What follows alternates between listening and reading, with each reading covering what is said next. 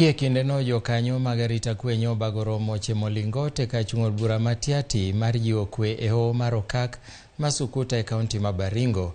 Romo no nyokelo kanyakla jodak ma usalama maya e gwenge ma Kapedo kaachiel kod jodak matiati ma bende otwak ewi duoko kwe mosethiro kata wuodhe mag apaya matudo Chemolingot kod Kapedo. Duol mochung'ne riwo wi oganda NCIC kod riwruok mar Interpeace ema notelo ne romo mar nyayo kwe e kind oganda modak Turkana kod Baringo mosebedo gi lwenje mathoth e kinde ka kinde. Na maneno mingi iko kwa hii area yetu ya Turkana na Pokot.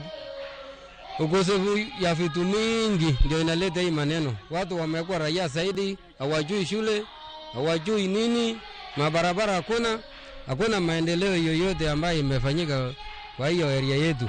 Hakuna barabara, hakuna shule, hakuna kanisa, hakuna hospitali. Katika leo sisi nawacha maneno mingi, lakini unaomba majamaa yetu. Kama majamaa yetu nawacha maneno ya barabara, nawacha maneno akienda mbele alapo nalete mahali ya mtu, unaleta mahali ya mtu, sasa peta tatokea tena wapi?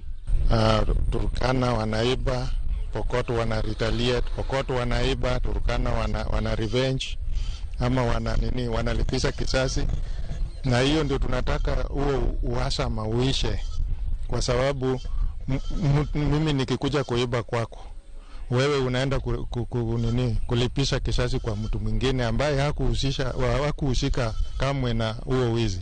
Tunataka investors pia wapate kuingia kupenya katika upande wa Pokot, upande wa Turkana, sababu tuko na issues nyingi ambazo ziko mashinani ambazo tusipoingia ndani hakuna vile tuta-address hizi issues.